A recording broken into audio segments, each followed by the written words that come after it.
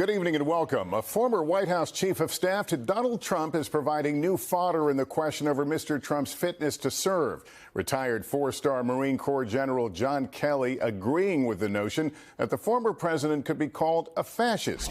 Kelly, in an interview with the New York Times, also describing instances in which he says Mr. Trump spoke of good things done by Adolf Hitler. His reported remarks immediately seized upon by Vice President Kamala Harris, who warned of the consequences of a Trump presidency without guardrails.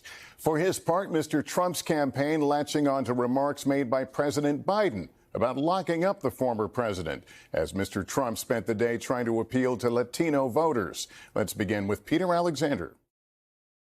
Tonight, Vice President Harris seizing on sharp new criticisms of former President Trump from his own former chief of staff, John Kelly, who now publicly says Trump could be called a fascist. This is a window into who Donald Trump really is, from the people who know him best. Harris using retired four-star Marine General Kelly's words to fortify her argument that Trump is unfit to serve. Donald Trump is increasingly unhinged and unstable. And in a second term, people like John Kelly would not be there to be the guardrails. We know what Donald Trump wants. He wants unchecked power. The question in 13 days will be, what do the American people want? Kelly making his new claims 2 weeks before Election Day in an interview with the New York Times.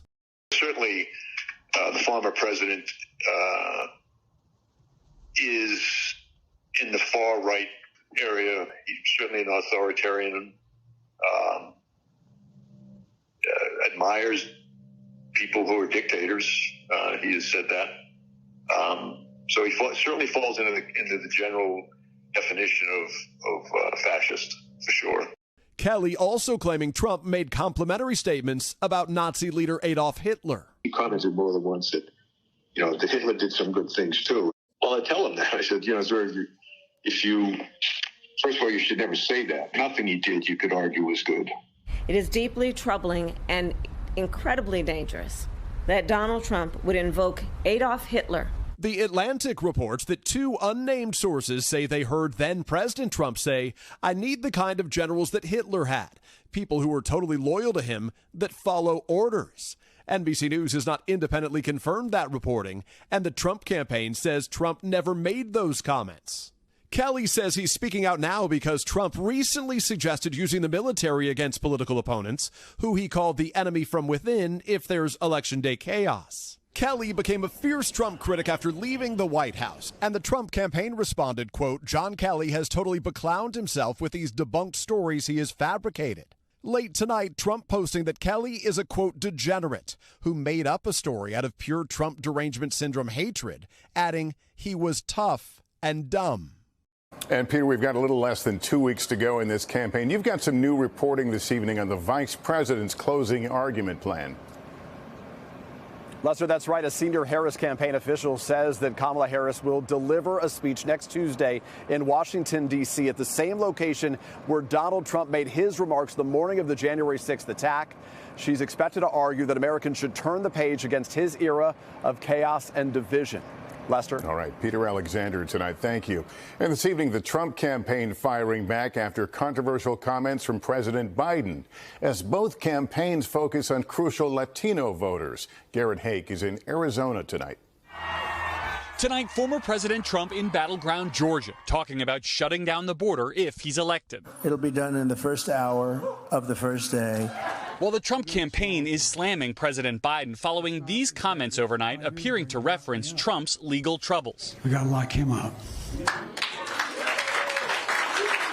Politically lock him up. Lock him out. That's what we have to do. The Trump campaign saying, quote, Joe Biden just admitted the truth. He and Kamala's plan all along has been to politically persecute their opponent, President Trump. The White House responding late today. He said politically lock him out. That is what he was referring to. Meanwhile, there's growing focus tonight on the critical Latino vote. Vice President Harris was pressed about immigration on Telemundo. There's nobody, no Democrat talking about a pathway to citizenship, an immigration relief, and that. What do you stand on mass deportations? What's your stand there? We need smart, humane immigration policy in America that includes a pathway to citizenship, putting more resources at the border. The top issue for Latino voters, according to a recent NBC News Telemundo poll, is the cost of living.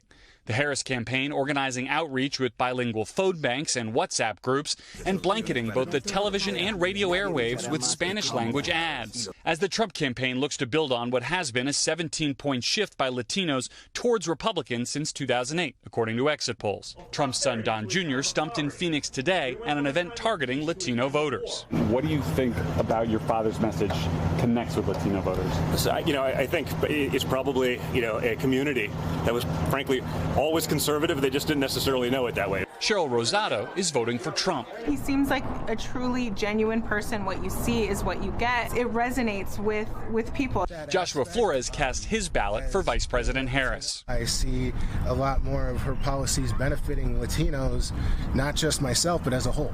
Garrett, is fascinating. These campaigns are thinking about even the smallest detail when it comes to the outreach to Latino voters.